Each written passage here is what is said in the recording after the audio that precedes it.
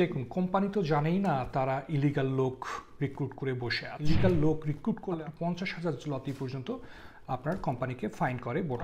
কোম্পানিতে কিভাবে অবৈধ লোক নিয়োগ দেওয়া থেকে বিরত থাকবেন? নিয়োগ দেওয়ার পূর্বে কাউকে আপনি কিভাবে জানবেন যে এই লোকের বসবাস পোল্যান্ডে বৈধ কি অবৈধ? ইলিগাল এমপ্লয়মেন্ট কাকে বলা হচ্ছে? আপনি যদি ওয়ার্ক পারমিট ছাড়া কাজ করেন, অবৈধ কাজ। যদি প্রপার পারমিশন না থাকে, অবৈধ কাজ। আপনার যদি ট্যুরিস্ট ভিসা থাকে, অনেকে এইভাবে এসে কাজ শুরু করে দেন, অবৈধ কাজ। আপনার মনে করেন যেভাবে ওয়ার্ক পারমিট বের হয়েছে বা ডিসিশন যেভাবে বের হয়েছে তার থেকে যদি আপনি কম সময়ে কাজ করেন, অবৈধ কাজ। যদি অবৈধভাবে কাউকে কাজে নিয়োগ দেন বা কাউকে দিয়ে কাজ করান, আপনার কি কি হতে পারে? আপনার কোম্পানির উপরে তো প্রোটোকল চলে আসছে বর্ডার গার্ডের, কত ডকুমেন্টেশন করবে আপনি চিন্তা করতে পারবেন না। ফাইন একটা আপনি পাচ্ছেন 3 থেকে 50,000 জলতে। প্রত্যেকটা এমপ্লয়ির জন্য লাইসেন্স তারা সাসপেন্ড করে দিতে পারে এবং আপনার পরবর্তী ওয়ার্ক পারমিট তারা নাও ইস্যু করতে পারে। কোম্পানির ম্যানেজমেন্ট বোর্ডে যারা আছে, যারা ম্যানেজার, তাদেরকে আপনার ক্রিমিনাল অফেন্স হিসাবে তারা আইডেন্টিফাই করতে পারে। কোর্ট থেকে ভার্ডিক্ট আসতে পারে যে এই লোক অবৈধ কাজ করে। কিন্তু পরবর্তী 5 বছর আপনার কোনো কোম্পানির ম্যানেজমেন্ট বোর্ডে আপনি থাকতে পারবেন।